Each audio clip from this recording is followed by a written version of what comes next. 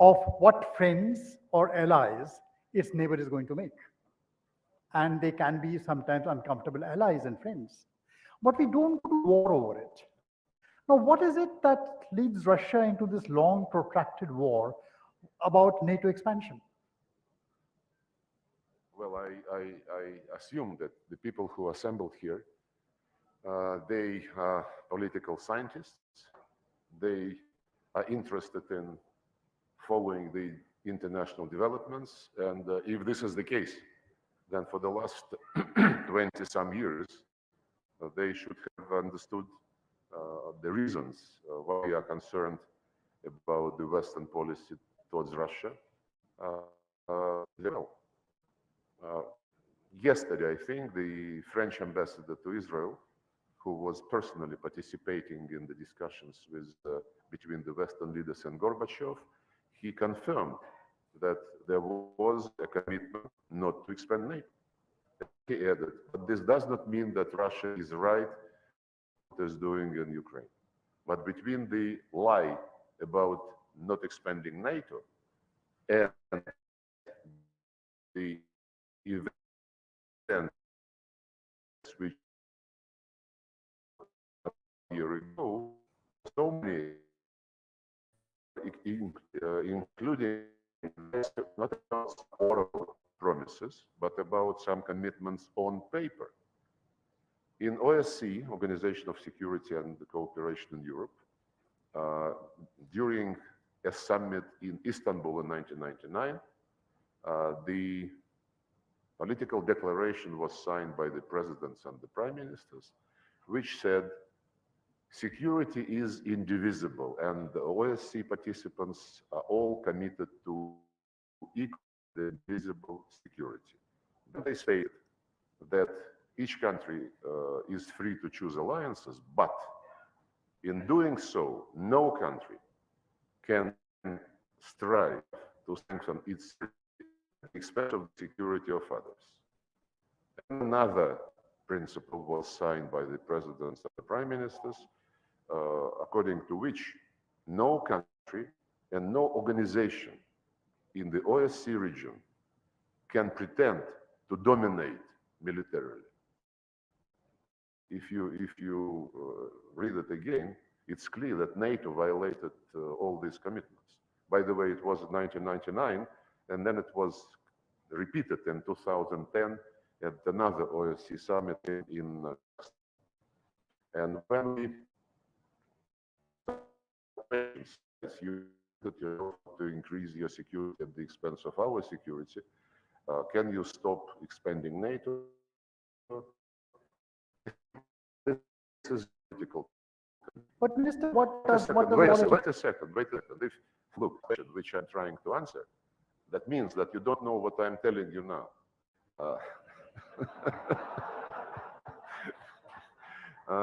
So we said, okay, you said this political commitment, let's make it legal commitment. Let's put all these principles in a legally binding treaty. Indivisible security. You know what they told us?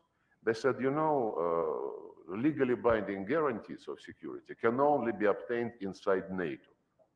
Just looking into our face. We told them, look, President Obama signed this particular paper. Well, this is political commitment, forget about this. And then there was another legally binding commitment, I mean the resolution of the Security Council, which endorsed the Minsk Agreement. It was very astonishing. All who signed the Minsk Agreements, except Putin, publicly admitted that they never intended to implement this particular Security Council resolution. So, no delivery on the oral commitments, no delivery on written commitments, no delivery on legally binding commitments. And all this was accompanied by NATO instructors beefing up Ukrainian army, Ukraine getting more weapons, as Merkel, Hollande, Poroshenko, and Zelenskyy said, we needed the means to buy some time to get weapons to Ukraine. you can check the monitoring the sharp increase of the shelling just in the beginning of February, 23 times more than the routine exchange of fire. We defended our security. We people denied by Poroshenko and Zelenskyy, denied the right to use the Russian language in education, media. If you check the Ukrainian legislation passed after the coup brought to power this neo-Nazist regime, they legally canceled everything what has to do with the Russian language. And when the people who did not the coup in the Ukraine and Ukraine not going to follow your policies, they were declared terrorists. That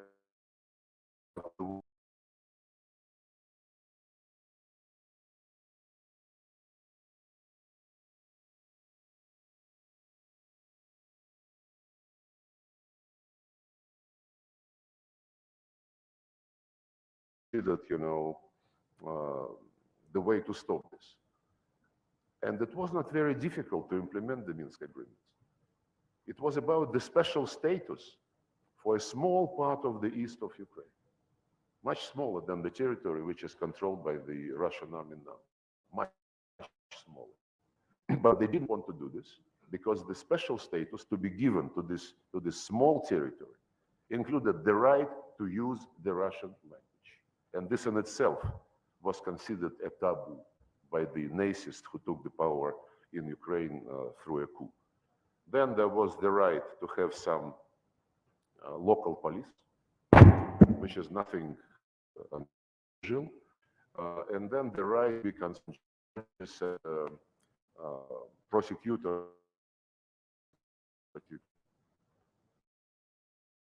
By the way, as was to Kosovo Serbs in 2013. Here, 2 years, this municipalities of Kosovo. The same stuff and the same trick. Cheating on Serbia in case of a community of Serbian municipality of Kosovo, cheating on Russia in the case of the Minsk agreements. Special status for the Serbs in Kosovo, special status for Russians in Ukraine. In both cases, it was the European Union in the person of Germany and France, and also the High Representative regarding the Kosovo deal. And I am convinced that just like they admitted that they did not intend to implement Minsk agreements, they never intended to implement the thing they promised to Serbs in Kosovo. But the war, this here. military campaign, or whatever you call it, a war or enduring freedom operation, whatever name you may choose to call it, the bombing campaigns do not alter hearts and minds. They're the worst way to do it. In fact, they freeze people into positions, make further negotiations even more difficult. So where does this take us? Yeah. Tell me, when this conference started? What year? This is the eighth Raisina Dialogue we're having. 8 years. Eighth, so yeah. You started in 2014 or something? Yeah,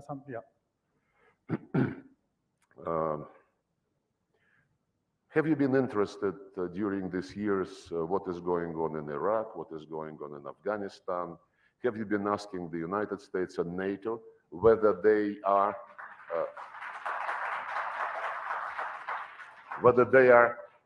certain of what they are doing? When they now Scholz, Baerbock, Macron and others say this is the first time when the OSCE Helsinki Final Act is being violated. They don't remember about 1999 when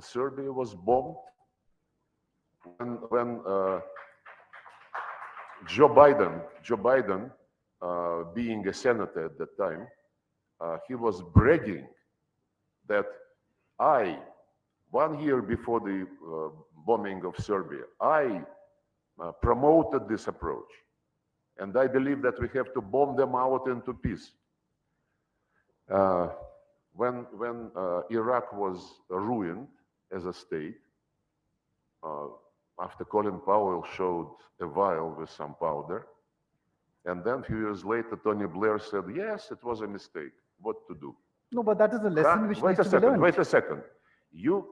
If you believe that the United States has the right to declare a threat to its national interest any place on earth, like they did in Yugoslavia, in Iraq, in Libya, in Syria, 10,000 miles across the Atlantic Ocean, and they have the right to do so, and you don't ask them any questions. And Russia, not just overnight, like they did in Iraq and elsewhere, but for more than 10 years, warning them, guys, you are doing something which is going to be very bad. But I think the question has been asked. One second. Not across the ocean, but just on our borders, on the territories where the Russians lived for centuries and centuries and centuries.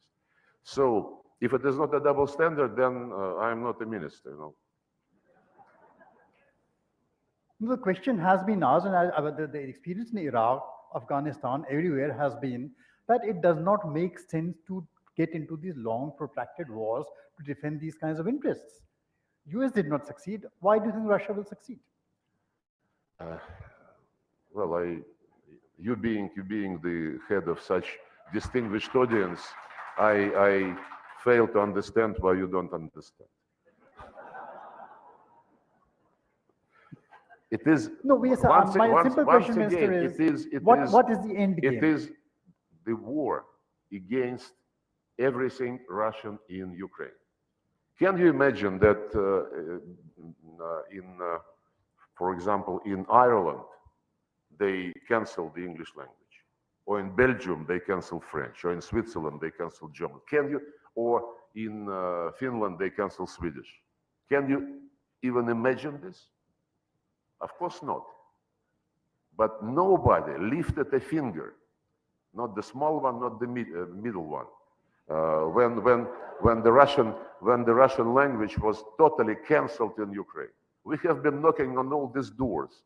OSCE, Council of Europe, guys, why don't you say something? Why don't you tell them to behave?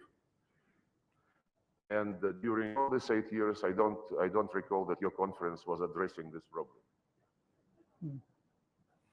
See, the question everyone asks here, and that's what comes from the other side is, oh, the end to the war is simple. If Russia stops fighting, the war ends. Is there some end game you are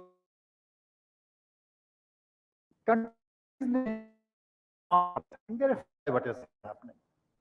Food, fertilizer, energy. Countries of the region are affected what we are doing in Ukraine. They're the rich West.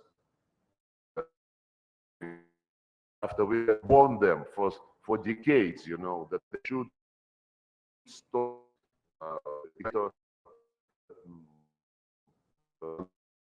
prepare them for.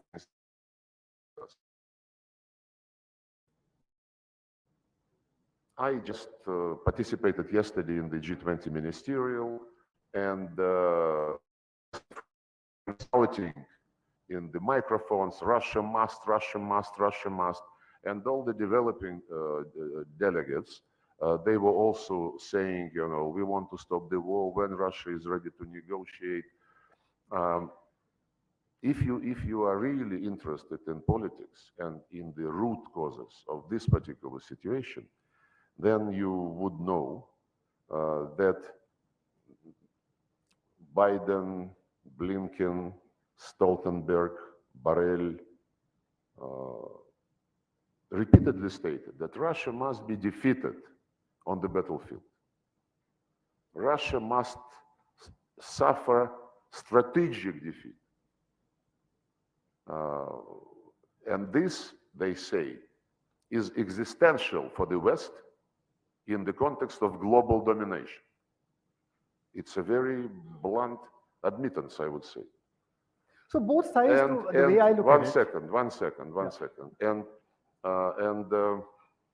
the entire G20 was only about what to do with Ukraine and the final declaration, can we have it or not? I asked the Indian friends and the Indonesian friends who were cheering the G20 and those who were cheering G20 before Indonesia for all these long years, whether G20 ever reflected in those declarations situation in Iraq, in Libya, in Afghanistan, or in Yugoslavia, because G20 was formed in 1999 at the level of ministers of finance and central bank directors.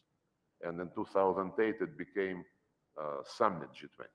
Nobody was giving a damn about anything except finances and macroeconomic policies, which G20 was formed for. These days, when it is not something which the West is doing, believing this that it's right, when Russia has, after many years of warnings, started to defend itself, there is nothing except Ukraine which is of interest for G20. It's a shame. It's a shame, and this policy would fail. If they say this is existential for them, it is existential for us. But there are lots of other countries out there who want peace, who want this war to end, and they would like somewhere a line to be drawn and negotiations to start. Now, what is the end game? Where do you see this? See, this war cannot go on forever. We don't want to be stuck here for 20 years and repeat Afghanistan all over again. You would be ideal propagandist of the Soviet Union style, you know. Thank you. Calling for peace, calling against the war. I am trying to explain to you that it is not black and white, that the sufferings of others are not related to what we are doing in Ukraine to defend ourselves at all. These sufferings are related to the sanctions, to the policy of blackmail, the policy of diktat, which the West is promoting. You know that all of them, Blinken, Stoltenberg, Borrell, ministers of European countries, they travel all over the globe and tell the countries to behave. Join sanctions, vote the way we tell you, and so on and so forth. If they are such big democrats, I mean, they should respect the right of other countries to take their own positions. Putin explained in great detail before we started this operation why we are doing this, why we didn't have any other choice. The West condemned. Treat others as grown-ups, as mature people. Don't tell them what position to take. The developing world basically was silent until the West started blackmailing them, threatening them, sanctioning those who would not sanction Russia. You know what? Many friends of mine in the developing world, they're telling me how this is being done. When the West says, the Americans tell them, you must vote this way or else. And they say, okay, I will vote the way you want me because I believe this can be explained by the United Nations Charter and so on and so forth. But what do I get in return? And the answer from the Americans is you would not be punished. Fair deal, very fair deal.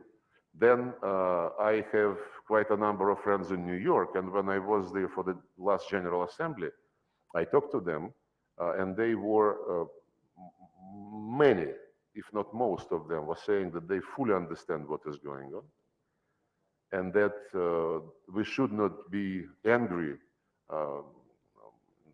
at the way they vote.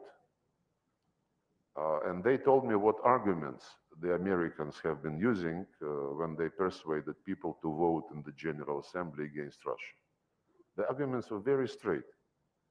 Don't forget that you have a bank account in such and such bank, and don't forget that your kids go to Stanford. Bluntly.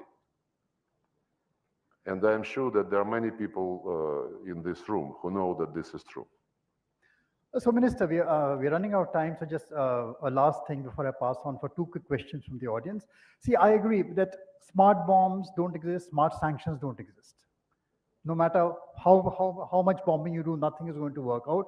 You are going to cause damage. You are taking innocent lives all along. Similarly, smart sanctions, agree with you, don't exist. They will always be possibilities. Collateral damage is extremely high. So there, yes, both sides need to get together and find a solution. But the point is that somewhere there has to be a line drawn to, okay, let diplomacy have a chance. Let's start talking once again. Look, you No, but you really surprised me. The questions, my dear friend, you surprised me, because if you raise this issue, yeah, you should have done some homework. Do you know that Zelenskyy, everybody is asking when Russia is ready to negotiate, when Russia is ready to negotiate. The West continuously is saying that it is not time to negotiate yet because Ukraine must win in the battlefield before any negotiations. And Zelenskyy himself, nobody calls on Zelenskyy asking him when he is going to negotiate, but you should have known, preparing for this topic at this meeting, that in September last year, Zelenskyy signed a decree making it a criminal offense to negotiate with Russia as long as Putin is president. So can you address this issue? Can you invite him and ask him what he is doing? Can I take two quick questions from our Raisina young fellows? I'm sorry, we are out of time. He is our man. He is from Russia. What did he say? Sorry, you'll have to come to a mic. Raisina young fellows, please sit down. Please sit down. I've not taken a question. Why not? The first question goes to Raisina young fellows. Thank you very much. Thank you very much. I'm Ryosuke Hanada, Raisina Young Fellow. Speak louder. Yes, my question is about the Sino-Russia relations and its impact on the India-Russia relations, because India is now facing China's assertive challenges in its Himalayan border and the Indian Ocean region. So from last year, there's a dramatic change in the Russia-China relations. There's many joint exercises around Japan, around India. So how does Russia calculate the strategic cost and benefit of deepening its relationship with China, especially its impact on Russia-India relations? Thank you. Well, we never make friends against somebody. We have excellent relations with China and excellent relations with India. The relations with India are characterized in the official documents signed by the two leaders as especially privileged strategic partnership.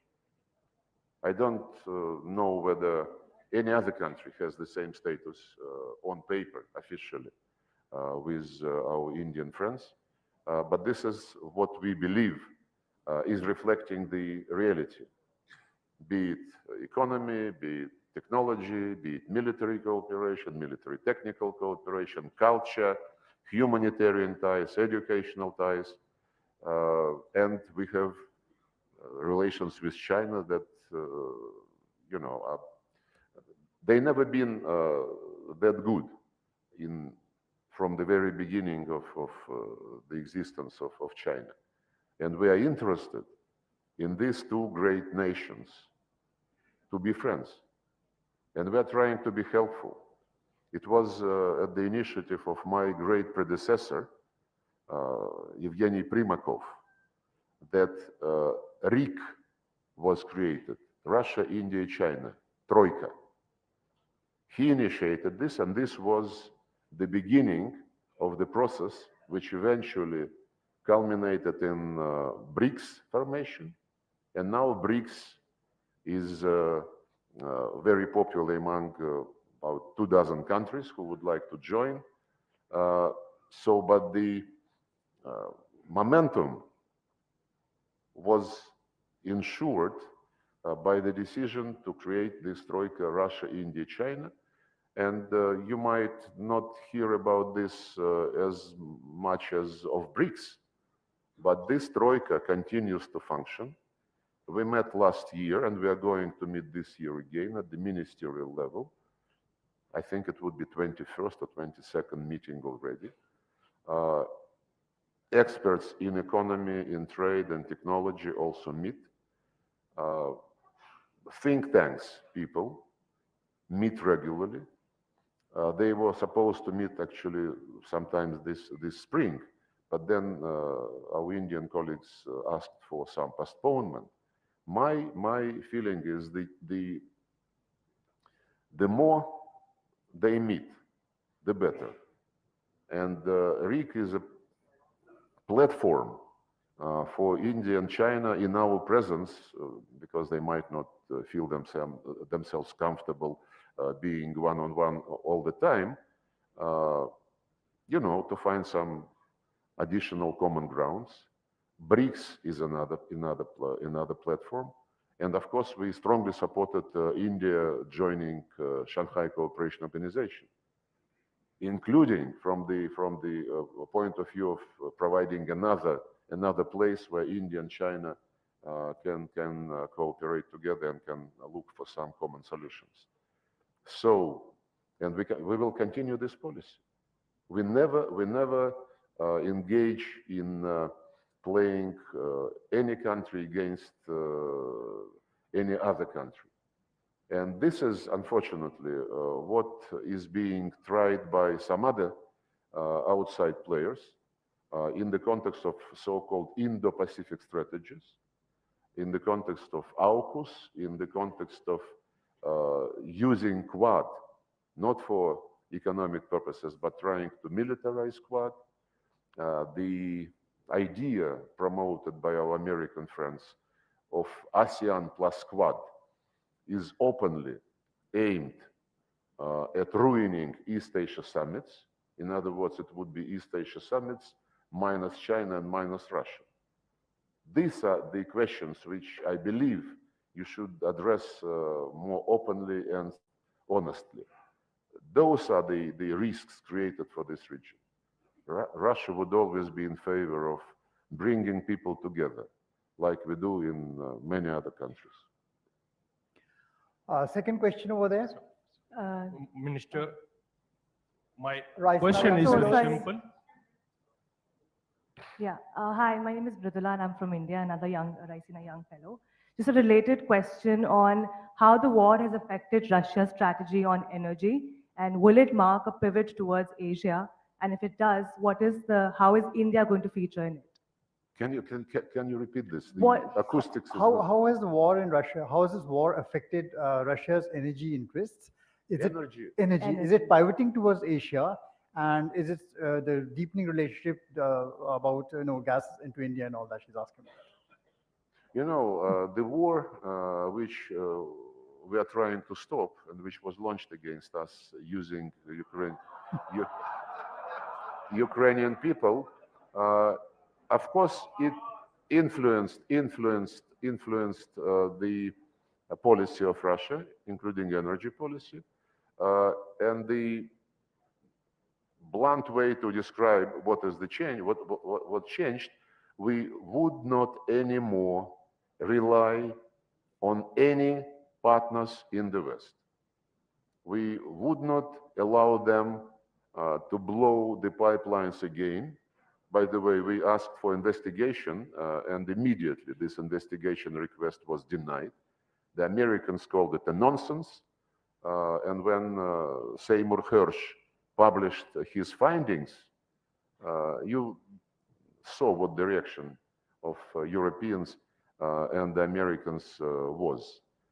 Germany was humiliated, and physically, and morally, and in any other way. Everything which is happening now is to reduce Europe to subordinate player for the United States, to undercut European competitive edge, and of course to ruin the economic link between Russia and European Union. This is very obvious. So be it. If this is the choice of them, which fits, by the way, in the rhetoric, in the narrative that what is going on is existential for the West from the point of view of its ability to dominate. and everything fits into place.